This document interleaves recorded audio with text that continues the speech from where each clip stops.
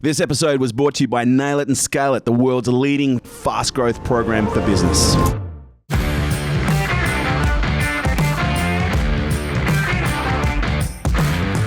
Ladies and gentlemen, it is my absolute pleasure to welcome to Unstoppable today, Melo Calarco. Now, Melo by name, Melo by nature. He's not just a mellow man, he's a meditation teacher with 25 years experience as a certified mindfulness and performance coach.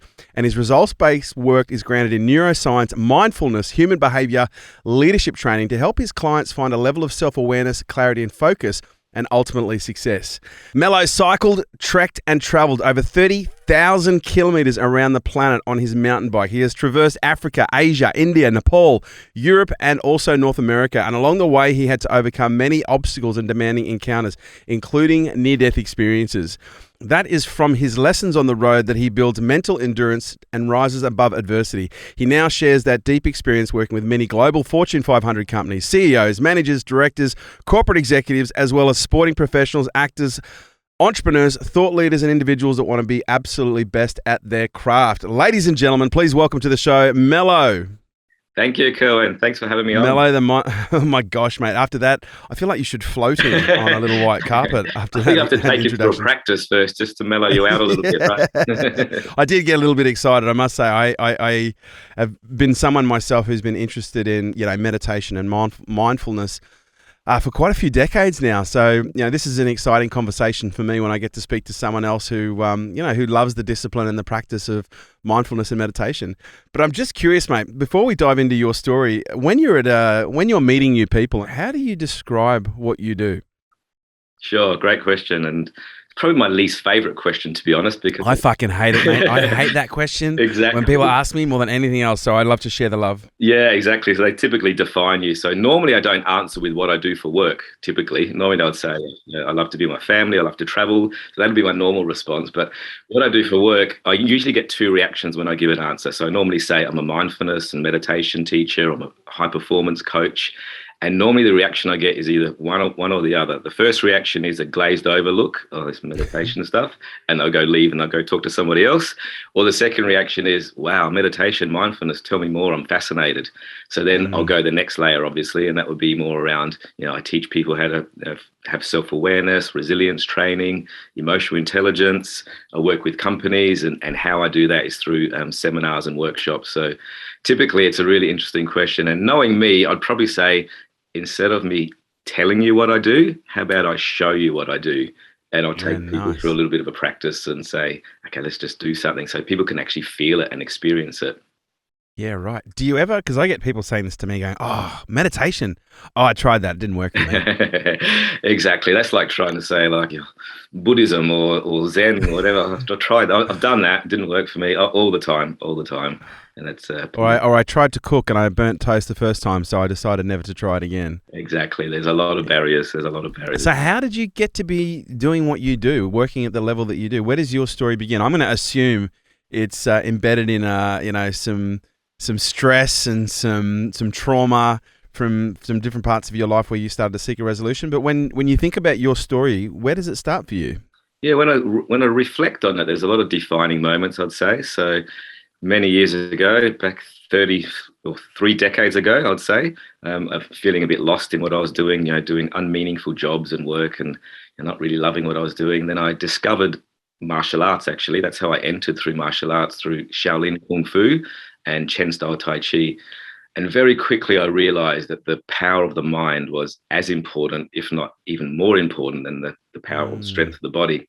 So that led me on this immersive practice of discovering the internal arts and meditation and mindfulness. And then that led me on a journey around the world where I did cycle around the world, as you said, and lived in monasteries, lived in temples, and just immersed myself in whatever spiritual practice was happening there at the time, whether it was Buddhism or Vipassana or a whole range of TM meditation, and just dove really deep into it and just honed my practice. And I still do that right now to this day. I've never missed a day for about 30 years of meditation practice. It's a discipline. I think that discipline came from martial arts.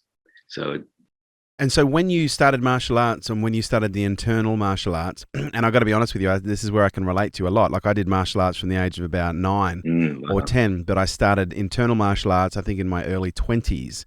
And it wasn't until I discovered internal martial arts that I was like, holy smokes, there's like a whole nother world. But at that time, I hadn't identified it as a practice that could be used to, calm myself, calm my mind, and even heal trauma. Mhm. But what was the pull for you? Were you someone that was just into fight sports and then it was just a natural progression? Or was there aspects of your life that you were trying to reconcile and resolve and deal with that kind of made this a little bit more appealing to you? I think basically just to find more meaning and depth really in my life. Yeah, right. To find more purpose.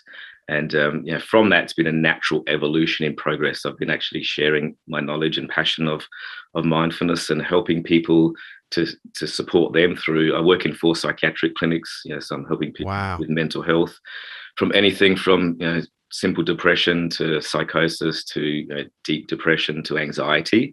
So I love to support people with that. I also had a period of my life where I was doing personal training, so mind body sort of medicine in a way, but I realized very quickly people weren't coming to me to do push-ups and lunges.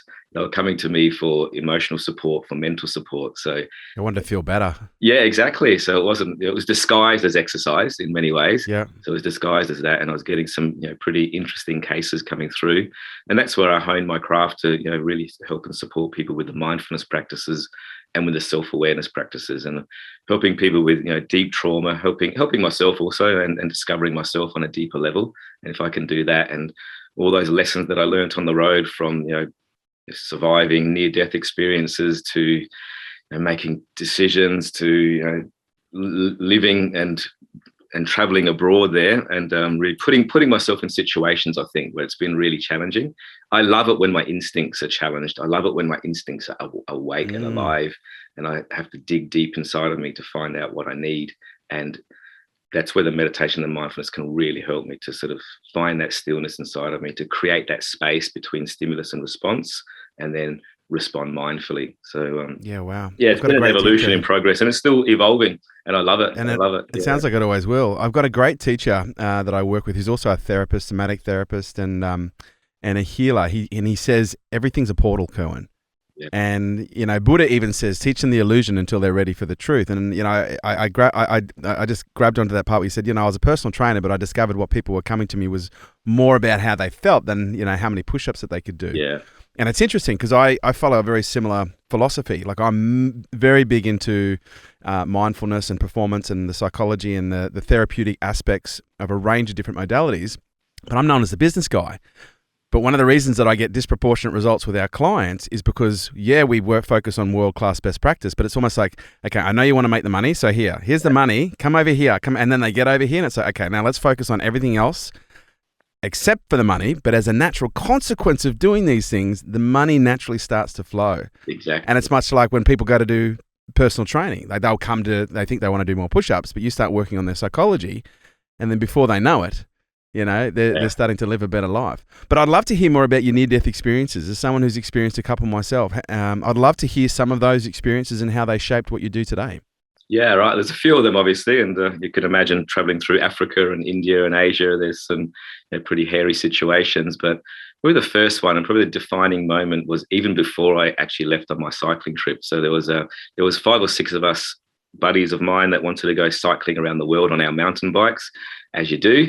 And we had this plan together to actually go around the world. And one by one, unfortunately, they all bailed on me. They actually said, no, I'm not coming. So it ended up being this solo trip. And I'm glad I did, because I learned so much from it. But before I even left the actual trip, I actually was putting myself in situations to get used to camping in different environments and get used to my equipment and my cook set and my lightweight tent and all that sort of stuff. And I was out on a trip one day, just a 3-day trip on a long weekend.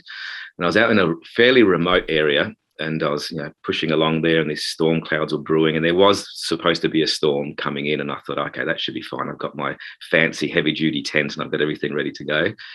It turned out to be much worse than a storm. It turned out to be like a cyclone type situation. And before I knew it, I was riding my bike through torrential rain, like horizontal rain and lightning, thunder, all this sort of stuff coming along. And it was getting on dusk. And I was actually seeing big gum trees being uprooted, like huge gum trees in front of me, like uprooted in front of me. Oh my God, this is not great. So I just kept riding and pushing on through, trying to find a place to camp and set up camp. And then a tree actually hit me. One tree actually knocked me on the side and actually hit my bike, hit my leg, damage my cook set, damage my panniers, which I had on the back. So it put me in a situation where it was coming on dusk. My cook set was damaged, my tent was damaged, my leg was injured. I was in a bit of a situation of what do I do now? And I thought, okay, the external world around me was chaos. There's trees being felled, there's limbs falling everywhere. It was freezing cold. I was actually looking at my fingers, they were becoming hypothermic, so they were turning blue. My lips were turning blue, and I thought, okay, I'm going to do a bit of breathing practice here. I remember my Tai Chi master taught me a particular technique to generate heat in the lower belly. So I thought, I'm going to do this practice here. I'm just going to sit here. So I did. I started to sit there, and I was actually doing standing meditation to start with. So I was standing there doing a meditation practice, and I started breathing, and very quickly I found this quiet place within. I found this quiet stillness. Even though around me the world was chaos, the trees were coming down. So I thought, okay, I'm just going to count my breaths, and I was 100, 1,000. I just kept counting and counting to stay focused on my breath, and I did that. And then eventually I sat down on the floor, and I grabbed those little those blankets, those emergency blankets, those alcohol, the ones you think you'll never use, and think, oh my God, how's that ever going to help me? So I wrapped one of them around me, and because I was quite wet, and I wrapped one of them around me, and I just stayed there in my meditation practice in stillness. And I don't know exactly what happened that night, because I must have gone through different states, alpha and theta, and dropped into these different states. But I know that I felt totally safe, totally secure, totally in my little sanctuary, no problem at all. And I meditated pretty much from dusk all the way through to dawn, all the way through. So a 12-hour practice pretty much all the way through. And then first thing I heard was a little bird chirping in the morning, a little bird making a little noise. I thought, okay, I'm safe, I'm okay. I opened my eyes and I looked around me. There was trees and limbs everywhere.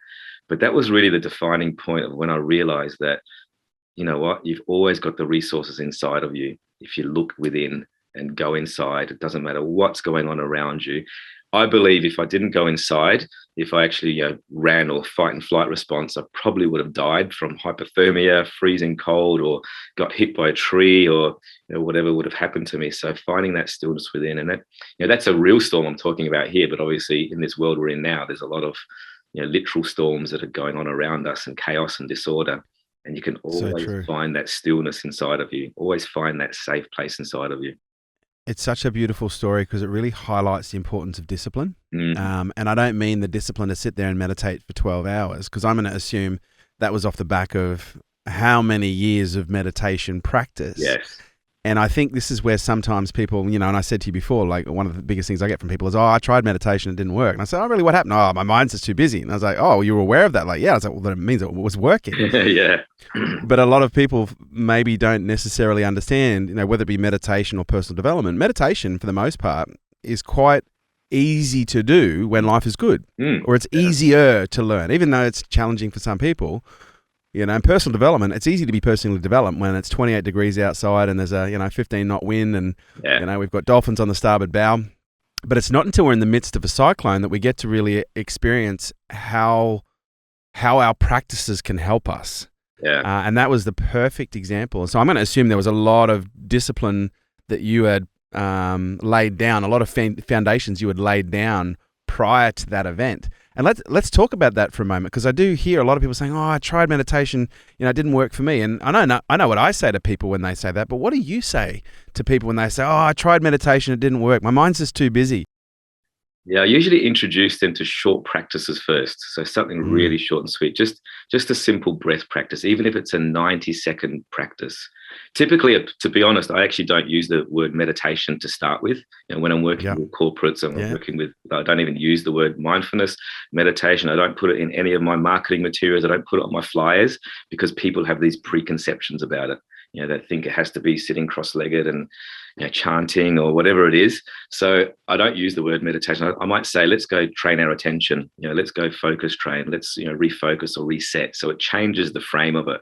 There's a lot of people actually have these preconceived ideas about meditation, and then I get them to feel it. So it's really a feeling thing. So you can talk about it as much as you like. You can talk about meditation, and when you get these barriers of people saying, "I've tried it, it doesn't work for me," we have to get them to experience it. So I'll take them through a really short practice, like a 90-second breath break, where they can actually learn to activate the parasympathetic nervous system, deactivate that stress response in the amygdala, and just drop into their breath. And typically when you do a slow out breath, you probably know this yourself, when you do a slow out breath, you activate the relaxation response. So they feel the feeling of slowing down. They feel the feeling of actually experiencing a bit of quietness, a bit of stillness. And then the next layer to that is to observe your thoughts. So, if thoughts do pop up, just sort of let them go gently. Or if another thought pops up, let them go gently. Because people typically, when they stop or slow down, they get busier with their mind, and that's what stops them. Oh my God, there's just too much going on up there. I don't like what I see. I don't like what I'm experiencing. So they'll stop it because they don't want to turn towards it. So for me, it's just a gentle self-regulation, the ability to actually stop and pause. The biggest problem I encounter is people don't give themselves permission to stop. People don't give themselves permission to pause. And in this world that we're in now, obviously, being the COVID-related world where people are sort of having more time for themselves, a lot of them don't like what they see when they actually stop their busyness around them, because the busyness defines them. And when they stop, the ugliness can sometimes seep up to the surface. And it's interesting, I said you reminded me of Stephen Kotler, and in his latest book, which I think you may have even read, The Art of Impossible, he talks about I think it's the 6 or the 7 levels of grit, and one of the levels of grit is recovery grit. Yeah. And he talks about it's hard because for some people they go, oh fuck man, I can't stop because when I stop I feel guilty. I can't stop. When I stop I feel I don't feel worthy. And all my stuff comes to the surface and so, well, that's hard. It's hard to recover. Yeah. And that requires a level of grit. It's hard to fucking meditate. Yeah. That's why it requires a level of grit, but not just grit in terms of the practice, but in terms of grit, in terms of the discipline, because you mentioned something quite interesting there where, people's minds all of a sudden will start to become quite active. And I don't know if you get this, but I have had some people say to me, my mind starts to become active and I start to find myself judging myself for having an active mind. Oh, I shouldn't have an active mind. I'm trying to meditate, and I can't believe I'm thinking again. Oh no, I'm messing it up. Like when you have people that share those experiences, I know what I say to people, but I'd love to know, what do you say to people when they say those things? Well, that's exactly what should be happening, really. And you're right. They should get more thoughts going on. And it's so true, because the people say, I got distracted. So that's the point. Exactly. You just got to catch it. Observe it, what's going on there. And exactly. And because then they get more anxious about it. It's not working. Yes. And then they get anxious about thinking. So they're trying not to think. And then it's just, we can't stop thinking. Our minds, that's what they do. They think, just like the eyes see, just like the ears hear. That's what the mind does. It thinks, but it's just about observing your thoughts without judgment. And in this, situation right now, there's a lot of negative thoughts. There's a lot of what if thoughts. What if this keeps going? What if? And we can get caught up in our thoughts. So the practice of meditation and mindfulness is observing your thoughts, not giving them too much energy, letting them fade away. So if they are anxious thoughts, turn towards them. What is it that's creating that anxiety? What is it that's actually doing that? So, to really... So sit with those thoughts, observe those thoughts, explore those thoughts. Yeah. Lift up the covers and, have a really good look around and see if there's anything genuinely there to be afraid of. Yeah. And also what I use is actually a simple filter, actually. Sometimes it's especially now with what's going on, I ask people to observe their thoughts and put them through this really 2-step filter process. So if you're having a negative thought or an uncertain thought or an anxious thought and it's starting to occupy your mind, the first question I ask that thought, so you're turning towards your thought, you're asking it a question, is it true? Is it real? Is it a fact? Is it? So you're observing that. That'll catch 90% of negative thoughts. Normally it's not true. You've just created this whole scenario or dialogue in your mind. And then if it sneaks through that filter, the second filter I ask that thought, is it useful? And again, that'll catch the rest, because normally it's a catastrophizing thought or a worrying thought or something that's just ruminating through your mind. Then I ask it, is it useful? And then the practice is to accept it or let it go, or to become present with what you're doing. But that's the first 2 filter systems, and that will catch 99% of uncertain, anxious, fearful, negative thoughts.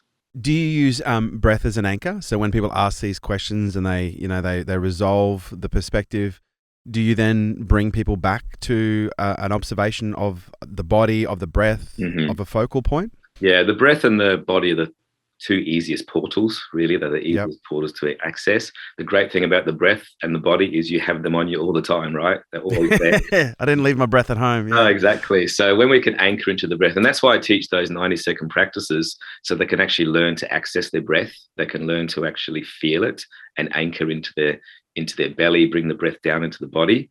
As the breath is there, it's all the time there, so we can actually use it and tap into it. It could be 3 breaths. It could be 4 breaths. And once I teach people that, they call me back later and say, "Oh, Melo, thank you for that technique, because I was in a situation, my son had a car accident, and I needed to do something," and they tap into the breath. So the breath is super, super powerful, as I talked about before with that storm experience. So yeah, I definitely teach breath work. That'll be the first point of call. And then I also teach different styles of breath work. So it might be a breath that might anchor you and find stillness and calm you, so when you're feeling a bit anxious, or it might be a breath that might energize you for performance. It might be something, if you want to get energy in the beginning of your day, to punctuate your day with breath breaks, so you can actually have those renewal breaks within the day. That's the thing about meditation. What you mentioned before is people don't have the discipline because they think it has to be 10 minutes or 20 minutes, at the end of the day. But you can punctuate your day with little practices of meditation, little snack meditations, and they'll give you a renewal break. So if you're feeling scattered, you're at work and you've got too many windows open on your computer, and you're a bit frazzled, you don't know what you're focusing on, just stop, pause, do some breath work, close 35 of those windows off, and go refocus and reset what you're doing again. So we can incorporate the mindfulness practices through the day. So let's just contrast for a section, because I know mindfulness gets a lot of airtime, meditation gets a lot of airtime, but I often have people ask me, well, what's the difference between mindfulness and meditation? Is it the same or is it different? What's your short? Saying the word meditation is like saying the word sport, right? There's like hundreds of different styles of sport. It's like there's fencing, there's basketball, there's football, there's a whole lot. So it's a broad term, and mindfulness is an aspect of meditation, and mindfulness is an observing, being present, basically being present with the breath, being present with what's going on in the moment. So it's an aspect of meditation. The broad term meditation is, like I said, like saying sport. There's so many practices, as you know. There's Vedic practices, there's TM practices, there's breathing practices, there's chanting practices, there's all sorts of different practices. So meditation is a broader term, and mindfulness is an aspect of that. And basically being present with where you are in the moment, observing your thoughts. And also mindfulness is also not just the meditation practice itself. There's what's called the non-formal practice.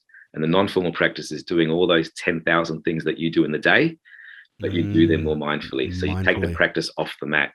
So when you are eating, for example, you're just eating, tasting the flavors, tasting the aromas. When you are cooking, you're just cooking. I often ask in the seminars that I do, I say, when you're in the shower, washing your hair, and you're washing your hair, having a beautiful shower there, are you in the shower? Or are you thinking, oh my God, I've got so much to do, making your to-do list? Are you saying, I love my lime and coconut shampoo this morning, it smells so good? Or is your mind elsewhere? So we train ourselves to be in the moment and enjoy the moment more. So the mindfulness practice can be not just the closing the eyes part. There was one particular monastery that I was at in Vietnam, actually, and it was all about that. So basically it was all about whatever you were doing it more mindfully.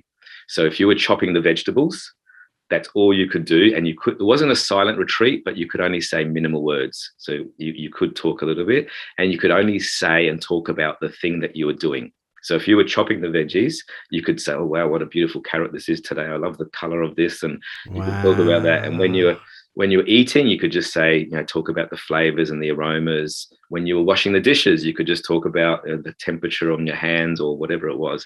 So it really trained me to enjoy everything more mindfully. And it was hard. It wasn't easy, I must say, because I bet thinking about so many other things. But because oftentimes you want to go, oh, something happened to me this morning. Oh, something I need to do this afternoon. And it's like, well, no, it's all about what's happening right now. Yeah, or even talking about the weather or something that's not related to what you're doing. But it did train me. And then I remember later on, months after that, I was up in the Himalaya and traveling up in the Himalaya, camping out and living out there. And I remember washing. It was my turn because there was no access to anything else. And we had to boil the water to actually wash the dishes. And it was my turn to do that. And I remember the beauty and the feeling of washing my hands in warm water while I was washing the dishes, and how amazing that felt, and how much it was a meditation on its own. I volunteered after that to wash the dishes every night. I thought, this feels so good because I'm enjoying it so much. It's a mindfulness practice on its own. Wow. You've just explained why I enjoy washing up probably really well. So we can take it off the mat basically, and really you can do these practices through your day. And this is the thing with the research says that 47% of the time our mind is elsewhere. It's off task. So we need to train ourselves to be on task. And the other research says that a wandering mind is an unhappy mind. So the question is, when you're doing something but you're thinking about something else, where is the mind going? Is it thinking about the future? Is it stuck in the past? And that's where mental health issues come, actually, from not being present with what you're doing. Yeah. So we can train ourselves to be more present. And that's a great practice on its own, really is. Do you think one of the challenges that people have when it comes to learning a practice or a discipline like meditation is the realistic expectations of how it's going to go? Because I think, you make a really good point about, meditation. It's a label for sport, and there are 100 or 1,000 different sports.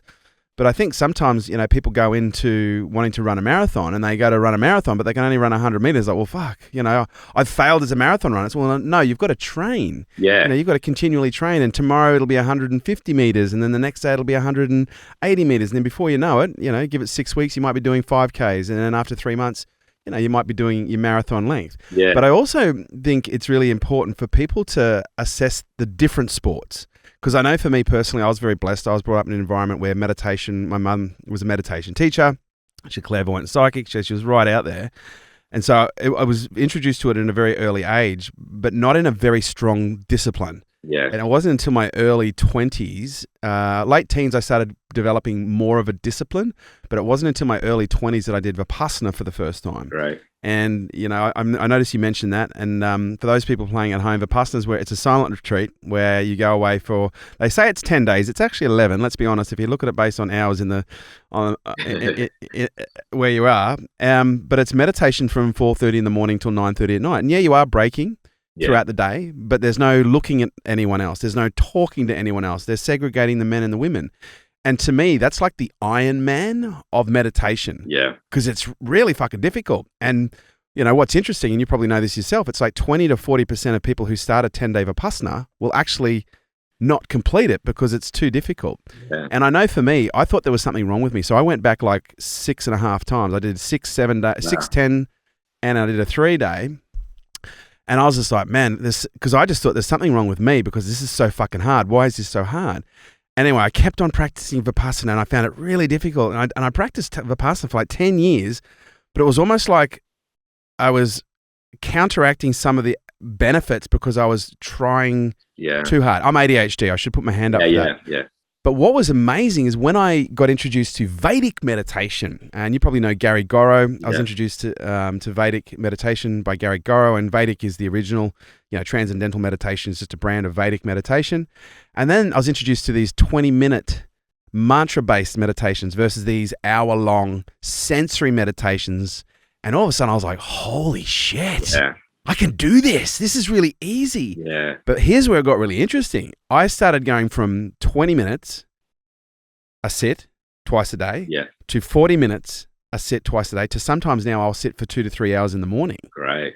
Yeah. Whereas I used to struggle to sit for an hour, and I'd have, for 10 years it was battle, of doing my 1 hour Vipassana. Whereas now, and I think that's really important. What have you learned about individuals and the different styles when it comes to making sure you pick up the right sport so you don't have an experience that perhaps makes you think it's not for you? It's a good question, and it's not a one size fits all. It's not because everyone enters in a different way. And I've experienced that in the work that I do because I can speak the Eastern languages and I can speak the chakras and meridians and all that, if you like, and I can enter through that way. Or I can also speak the Western clinical scientific mode. And for me, I just want to put it in the middle and make it accessible to everybody. So if I'm running a corporate seminar, I need to give them, especially if it's like an engineering firm or an accounting or an insurance company where they're a bit more scientific, analytical thinkers, I need Yeah. to give them the science. I need to tell them about the science. I need to tell them that, you activate the prefrontal cortex. I need to put up the brain slides, and then I'll enter that way through that. Or if it's somebody else, I might enter another way. There's one, I coach a lot of surgeons at the moment, and surgeons, obviously, I think now with what's going on, they don't like uncertainty. They don't like things that are not in their place. So, some of these surgeons, one of these surgeons in particular that I coach, he's probably the smartest guy I've ever met. Like, he's the sharpest guy. He lectures on robotics. He's a cardiovascular surgeon. So he knows all these things theoretically. And I can talk about emotional intelligence. I can talk about the practices. He probably wrote the book on it. He probably knows all these things. He knows it theoretically, but unless you do the practice, then you won't get the benefits. It's like some of these books behind me. They got all the science in there and they talk about it. It's like the example of running a marathon.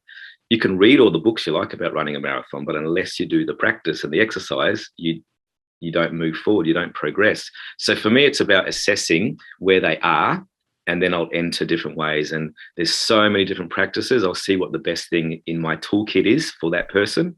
And it might be a breath practice. It might be a moving practice. People with high anxiety, they can't sit still like that. It's the worst thing initially. So I'll get them to do some sort of movement, qigong, tai chi sort of practice. Right. So the movement, the body helps them to guide their breath down into themselves.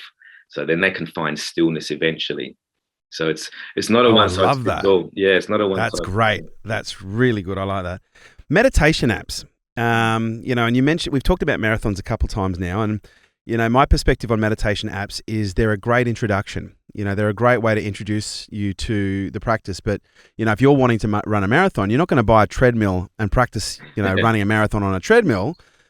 But you would get a treadmill to build up a level of conditioning that would enable you to then get out on the road without feeling like, you don't have anything. Yes. And I feel, and this is just, again, purely my perspective, but, I think with the rise of technology, these meditation apps have become increasingly more popular, especially with technological availability, technological addiction, other forms of addiction. What's your take on apps, and where do you think their place is?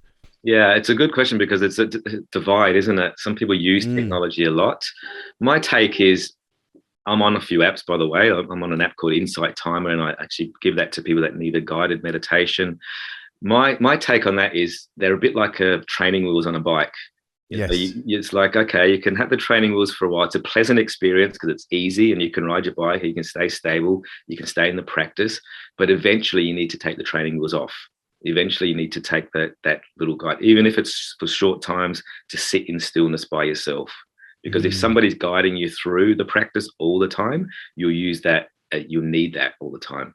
So taking the training wheels off the bike is at least less pleasurable experience, right? It's not as nice because you'll fall over a few times and you'll rebalance yourself, but eventually you'll become a better bike rider. So taking the training wheels off your ears, eventually you'll become better at sitting still and better at being with yourself and being with your thoughts. So that's my take on it. And making sure, obviously, because the trouble is with an app, you might listen to a meditation and the meditation finishes and you feel great. And then you've got your phone on you. Oh, just quickly check Instagram or Facebook. And then you just and you just unravel all the good work that you've done. Exactly. So it's that part. Well, let's talk to some of the science that might be compelling for some people to maybe either, pick up their practice again or even initiate a practice. Or be initiated into a practice. What are some of the benefits? Because obviously when we look at performance, and one of the reasons I think I've become so heavily ingrained in meditation as a discipline is because I've become acutely aware of the consequences when it comes to performance, neurologically, emotionally, physically, and even when it comes to the ability to be able to regulate the different systems in my body. Yeah, it just helps in so many ways. But let's maybe talk to some hard science. What's some of the science that you put out there as headlines to go, well, maybe this is something you need to consider when you consider, 20 minutes of meditation. I've heard some people say, 20-minute deep practice can be the equivalent of 2 to 3 hours of, REM sleep. Yeah. What's your take? Yeah, definitely. It's normally people enter meditation for stress reduction. So that's one of the first best byproducts of it. It helps you to manage stress, the resilience around that. And what that does, it deactivates the amygdala. So the amygdala is a little gland in the back of your brain, the primitive part of the brain, and that fires up anytime there's a stress response. So it might be your boss, it might be an email, it might be your workload, it might be your demands, it might be what's going on now, situation, the announcements. So that fires up, that gets stronger the more that you actually pay attention to that. So that becomes more reactive. So you strengthen your amygdala. The great thing about mindfulness, meditation, and self-care practices and all these practices, it actually deactivates that. It actually shrinks even. And when that happens, it activates the prefrontal cortex, which is all about emotional regulation, decision-making, planning, problem solving, logical, analytical thinking, all these things that you need at work and to function and to do the things that you do, that fires up.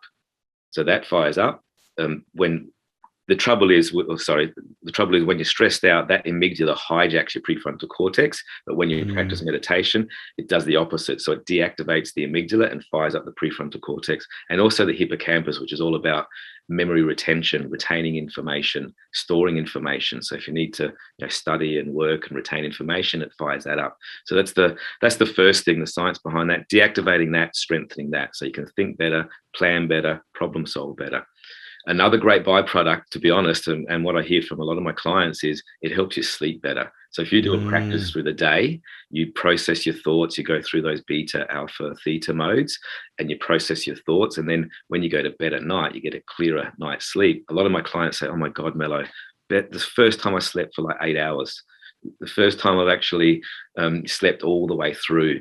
That's another great byproduct of meditation. And then all those other obvious things, creating space between stimulus and response so we can make mindful decisions. If you ask me how it helps me, definitely it helps me with that. Doing more meditation, something stimulates me, something fires me up, something happens. There's a space between that before you respond. Most people just react immediately. And when you meditate more, you create a bigger space. And again, that's what I use in my travels, in those situations, believing that you always have the resources inside of you in that space to make the right decision. So creating that space there. Well, what else? There's just so many resilience training, obviously, just all that neuroscience, also all the systems, all the body systems, as you mentioned before, regulating the nervous system. So we actually, typically in fight and flight response, we spend far too long in the sympathetic nervous system. So we're on all the time in that beta mode, beta, thinking, working, overstimulated, overwhelmed, all those anxiety feelings. So when we practice that breath work, we can drop into the opposite of the sympathetic, which is called the parasympathetic nervous system. And that activates the rest and digest phase. Instead of fight and flight, it's rest and digest. So all of your body systems can reset. So there's some great. I think that's a really important one, especially someone myself who's experienced complex PTSD. I've learned a lot about the central nervous system and how it responds to a dangerous or a threatening situation, but also how it responds to a safe situation. And one of the things that I've learned, oftentimes, when we're constantly exposed to stressful stimulus or traumatic stimulus, the central nervous system itself actually winds up, much like the tissues in a muscle, and it actually starts to hold on to information. Yeah. And it's stored, and it doesn't, and this is what I found really interesting, it doesn't metabolize the biochemistry of the emotions. And that biochemistry, those neural peptides get trapped in the central nervous system and they get re-experienced on a regular basis. And, one of the things that I've found with meditation is it literally relaxes the central nervous system to the point, and this is where I find it really interesting, where information that can sometimes have been trapped in there for a long period of time, and it's even leaking out to the tissues, all of a sudden it starts to get released. Yeah. And it starts to get metabolized, like the biochemistry starts to get metabolized. The memories actually are enabled to be stored in long term, but also I've discovered that sometimes releases can be a little bit unusual. Yeah. Because I've had meditations before where all of a sudden I've just burst into tears. Yeah. I've had meditations before where I've just started coughing things up. I've had meditations before where my whole body's gone into a complete, almost, let's call it a fish on a pavement after being caught. Yeah. what is this all about to someone to the uninitiated? Because someone might be doing a meditation, all of a sudden they start crying, go, well, this is no good. I didn't meditate because meditation, I don't meditate because it makes me sad. And so, well, no, it's not making you sad. It's just helping you release all the sadness that you're holding on to. Yeah. How do you explain that to people and help them navigate? Well, it's moving the emotions through the body, isn't it? So we're sitting with it and moving with it, activating that parasympathetic nervous system. It's a great thing. And I've had exactly the same experience with many of my clients. They'll cry, and I'm talking CEOs and executives, and they're just holding this nervous energy, holding this trauma in them for years and years. And that's the thing. They sit in this chronic stress zone, overstimulated, overwhelmed all the time. They don't sit with their stuff. They don't sit with their trauma, and they hold it on for decades. Even some hold on for decades. I had one particular CEO that I was working with, and asking him the questions around, what are your hobbies, what are your interests, and things like that. And he burst into tears. He realized, oh my God, it's been 15 years since I've done my hobbies and interests. So caught up in the wheel of life, of the rat wheel of life, that he forgot to do his hobbies. So we can have all these traumas stuck in our body. I've had other clients say, migraines lifted like that with a 2-minute practice, shoulders dropping, because we have that inner awareness, and we're moving emotion through the body. We're moving that sadness, that grief, that anger, frustration, anxiety through the body, through the practice. And what would you say to someone who's having a meditation and then all of a sudden they feel an anger or a sadness or a grief or a shame come up? Would you encourage them to go, okay, breathe through it and get it out? Or would you encourage them to feel it and breathe into it and allow their body to experience the emotion versus trying to suppress the emotion and push it back down? Yeah. I'll get them to give themselves permission to feel it. Give themselves permission to feel the emotion. It might be the first time they've sat with that emotion for a long time. So emotions have a natural cycle, right? They get triggered, they rise, they peak, and then they dissipate down the other side. But most of us, when it comes to that peak, we don't want to sit with that stuff. We push it away. I don't want to feel that cry. I don't want to cry. I don't want to have that angry outburst. So when it comes to that peak, they have this little coping mechanism, and they sort of turn back and they won't actually access the full emotion. So when they sit with themselves, I ask them and give them permission to actually feel the emotion in its fullness, whatever that does to them, whether they cry, whether they have a emotional response. It's a great thing, actually. And the other thing I say is let's say it's fear, and they're feeling that emotion of fear. The other thing I say is to gently turn towards it. It's not like face your fears. That's a bit hard, face your fears, get on with it. It's like just gently turn towards it, and what responses and sensations does it have in the body, and where do you feel it in the body? They might feel it in their chest. A lot of emotions get stuck there. The really interesting thing, I work with a lot of psychologists. I work on the psych ward, and I see the young psychologists come into the workplace, and they're all bright-eyed and bushy-tailed, and they're so excited about the world they're going to change and help people. Within about 2 years, I see them starting to hold their shoulders up high, or feel them crouch through their posture, or limping, or putting on weight, because they're starting to take on a lot of these things from the patients, and they don't know what to do with it. It's really interesting how physiologically it affects them from their psychology, and they hold these traumas in their body. So that's where the meditation and mindfulness practice can be really powerful, just to work through those. And it's so interesting, especially when you look at psychiatry or even dentistry. They have some of the two of the highest suicide rates in the world. Yeah. And that, there's a lot of hypotheses, but one of them is they're constantly absorbing, almost empathically, a lot of information, and, oftentimes negative trauma-based information that they're not able to, in some cases, metabolize or process or regulate themselves. And I'm blown away that there's no teachings and mechanisms for them to cope with that. A lot of these industries like that. I also work with some barristers and lawyers, and some of them are working with murder cases all day long, and they're working with heavy duty cases, and they're expected just to go home to the dinner table and have a normal dinner with their husband, with their wife or whatever, and just process that. And they don't get any tools or mechanisms to debrief that and to actually sit with that. So, mindfulness and meditation can be a really good tool. Important. Yeah, so important to move it through, to let it go, to process it, to talk about it. Especially, and I think we should be talking to people who, who are in employment where there is high probability of traumatic exposure. Yes. Paramedics, and even, and I know it sounds weird, dentists go, people aren't exposed.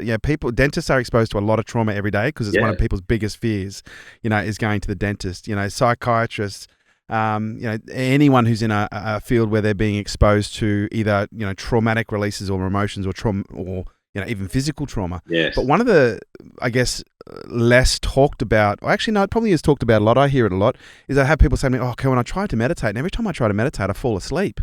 Yeah, it's usually a sign they're exhausted, basically, and they're not getting those renewal breaks we were talking about before. They're not renewing their energy on a daily basis. Most people go from beta, which is that 40 hertz zone of thinking, planning, problem solving, to crash, delta, asleep, exhausted, and they associate slow breathing with falling asleep. So, and that's a common thing that happens. A lot of my clients, first up, they crash out on me, they fall asleep, they start snoring, because it's usually a sign that they're exhausted, they're tired, they're running on low resources. But after a while, you'll get through that. You'll actually learn to re-energize yourself through your breath work. So, people are just tired, they're exhausted, they're in this world we're living in now, we're very overstimulated and overwhelmed. And when I hear the word overwhelmed, and I hear it a lot in the work that I do in the corporate space, it's usually a sign they're not coping.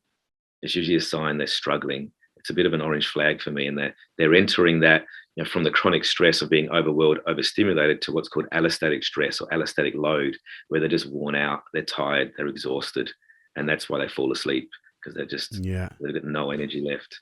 And oftentimes, which is a signal of why they're probably getting bad sleep, because they're overtired, and when we're overtired, we don't sleep. And anyone who's had a child knows this. Knows how true this can be. Getting an overtired child to sleep, can be quite traumatic for the whole family. Yes, exactly.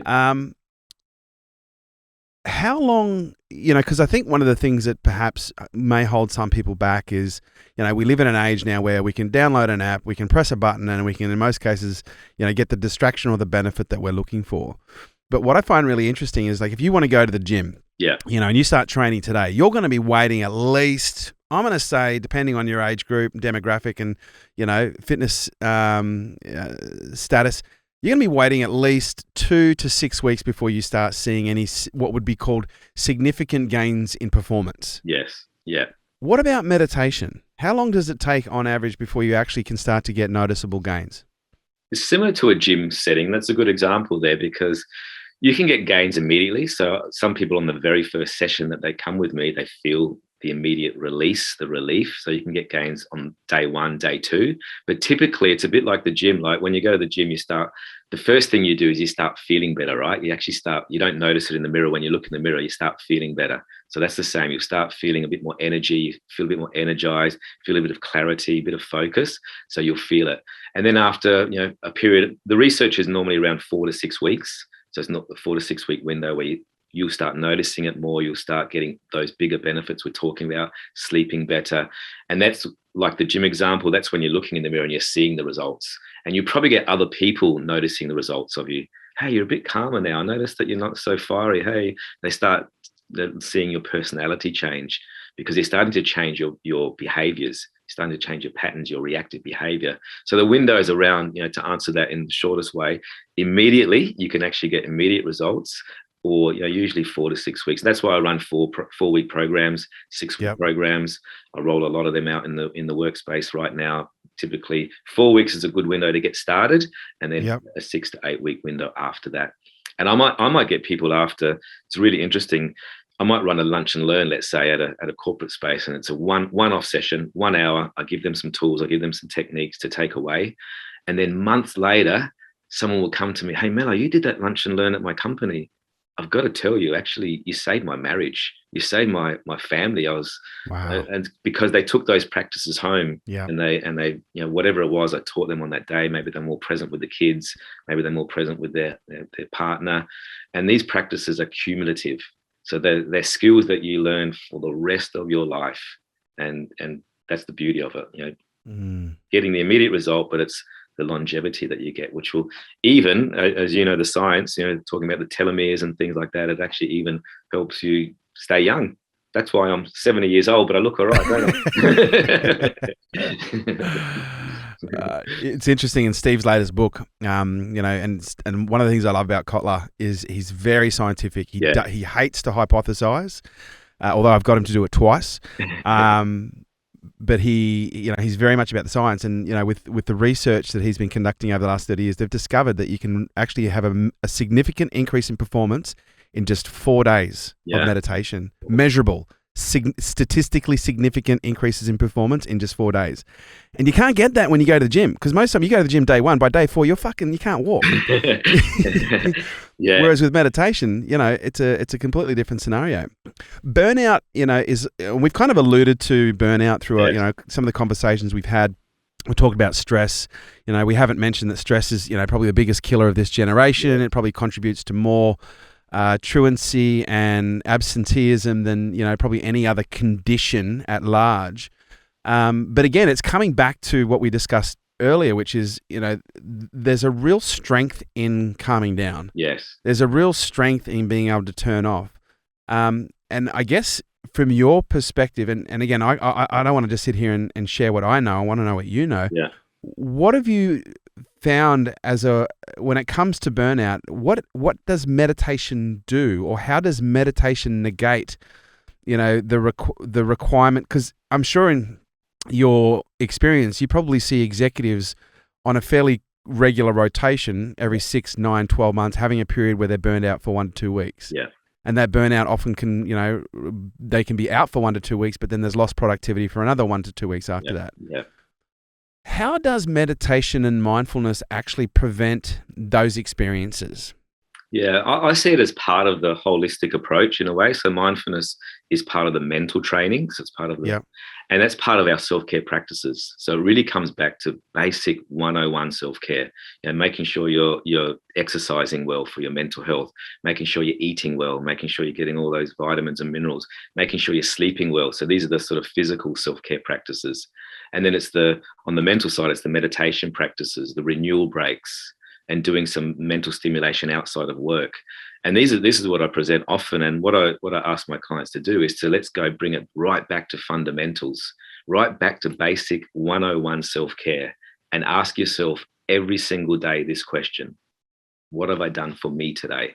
What have I done that's just for me? Because typically a busy exec or busy person will just wake up in the morning, they're on their phone immediately, they're straight into their inbox, they're creating this stress response immediately, they're in a reactive zone, and they stay in that reactive zone all day long for hours and hours. They don't do their self-care practices. And that's some good advice I can give your listeners here. Make sure you do something for you every single day. I wake up in the morning, I take a morning walk early in the morning. I must have learned years ago about the serotonin production, getting out in the sunlight, getting the first light in there, and then approximately 16 hours later, you start producing melatonin, so you fall asleep well, so it sets you up for a good sleep. I've been walking every single morning for 25 plus years. It's not negotiable. So it's making these things not negotiable. And then what I do is I anchor other things to that practice. I think, okay, I walk every day anyway. I may as well do my meditation straight after that. So I'll do a 20-minute meditation practice, sometimes Tai Chi or Qigong, but typically a meditation practice in some way. And then I have a healthy breakfast. So that's 3 wins before the day's even started. That's just for me. That fills up my cup. That fills up my resources, so I can serve better when I'm running seminars, so I can coach better when I'm working with people. And most people don't do those basic self-care. So meditation is part of that holistic approach to doing all those 101s. And what I do with my clients is say, let's just choose one. Let's not do all 6 of these things. Let's just choose one. Let's just say, okay, I'm going to walk every morning for 20 minutes and I'll do a 5-minute practice. So then you can anchor other things over time, because chances are if you say, make sure you eat well, sleep well, exercise, meditate, and it's just too much. So too much stuff. It's too much stuff. But let's choose one. We'll do that for the next 7 days or the next 14 days or whatever it is. We make a commitment. And then once we got that one set, we'll anchor another one to that. So that's where we can anchor practices. It's called practice anchoring. And I think the value that, and this is where I really try and drive this home, the value of that.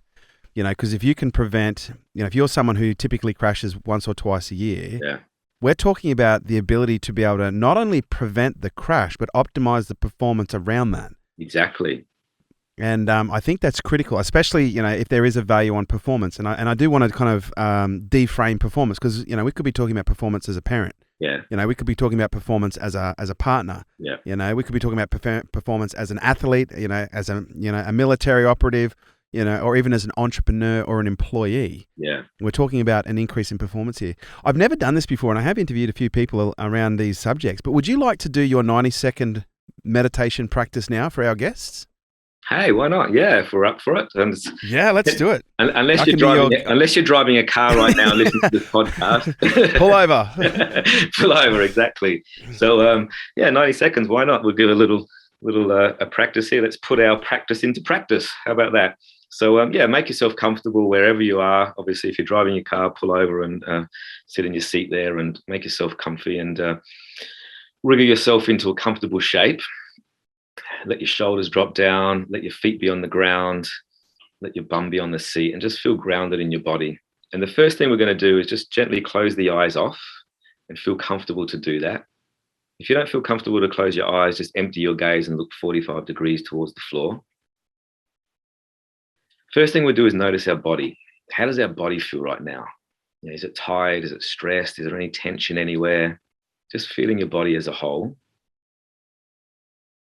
And make any movements or changes. You might want to roll the shoulders or wriggle your neck from side by side or wriggle your jaw if that makes you feel comfortable, just to relieve a bit of stress through the body and tension. But just being aware of your body as a whole, your feet on the ground, back against the chair, shoulders sinking down, hands resting exactly where they want to rest. There's no fight at all. Second thing we'll do is notice our breath. What's our breath doing right now? We're not changing it just yet. We're just noticing it. Noticing it around the nostrils, around the throat, around the chest, around the belly. Just noticing the movement of the breath through the body. And in a moment, we're going to change the rhythm of our breath. We're going to make an intentional change, but just first of all, noticing it.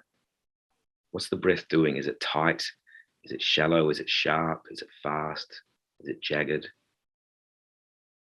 And now together, we're going to take an intentional breath. Whenever you're ready, taking a nice deep inhale in through the nose, taking in that extra energy into your body, into your brain, into your blood. And then a really slow exhale, as slow as you possibly can. Take it all the way to the end. And then the next inhale will come in naturally, taking that breath into you, knowing that every in-breath is energy and vitality coming into the body, into the brain. And every out-breath is a slow release, releasing, letting go of stress, tension, fatigue, or anything. And just keep doing that yourself at your own pace.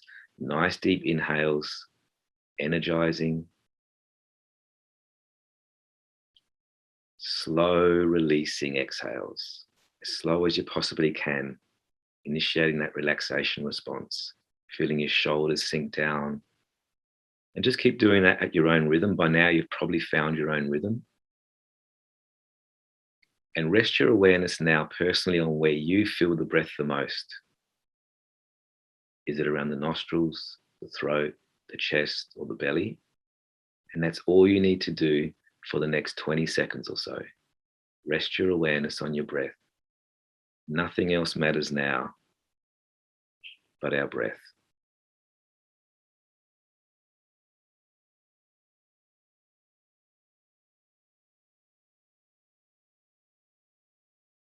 This is your time for yourself to reset, refocus, to relax. Feeling your shoulders sink down, feeling your face relax, feeling your feet on the ground.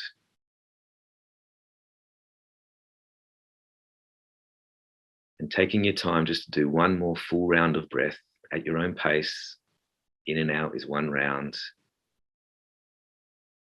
And feeling the effect of that last release of that out breath. And then whenever you're ready, just gently in your own time, wriggling the fingers, wriggling the toes, rolling the shoulders, or do whatever you feel just to gently leave the practice, and knowing that you have this quiet place inside of you all the time to access, to find. It's always there in your body and breath. Whenever you're ready, take your time gently leaving the practice by opening the eyes and blinking them a few times to take in the light. I know many of you probably want to stay there. It feels so good. But taking your time to exit the practice. What a beautiful way for us to finish. That was superb. Absolutely superb. Thank you, Melo. Melo by name, Melo by nature. Melo, where can people find out more about you, what you do? Sure. Probably my easiest access point is through my website, Yep. melocalarco.com. You could probably pop that in the show We'll notes. put a link. Yeah, Yep. instead of me spelling it out. Or LinkedIn. People usually connect me on LinkedIn is easy. And most of those other social media profiles, I'm not super active on them, but LinkedIn and my website's probably the best place to find me. And give me a call, email me. You're not on Instagram, Facebook, or I any am on other Instagram. channels? Yeah, Yep. I'm spasmodic. I'm on spasmodic on them, but just to put some things out there, have a bit of fun on them. But I'm not religiously. I don't have a week by week marketing things. But yeah, Instagram, Facebook, LinkedIn, and my and website. the website. Yeah, Fantastic. Yeah. And what about a book? Have you written one, or is there one coming? Yeah, it's coming. It's on its way. Definitely, from all my experiences on the road, there definitely it's on its way. It's in the pipelines. I've got some drafts going on, and everybody says, Beautiful. "You've got to write a book, Melo. You've got to write a book," and it's coming. It's coming. So keep your eyes peeled on that. Beautiful. And last but not least, the best piece of advice you've ever received or ever given? Oh wow, that's a good one. That's the best piece of advice. I think just be true to yourself. Be true to yourself. It's been advice for me, being true, just being honest and being integral. That's advice that I sit with and always work with. Don't pretend to be somebody else. Just be yourself. Be true to yourself. There you go. Love it. Ladies and gentlemen, Melo Calarco. Oh, yay. We'll drop his website in the notes below, as well as links to all of his social media profiles. And this, ladies and gentlemen, has been a very mellow episode of Unstoppable. Thank you.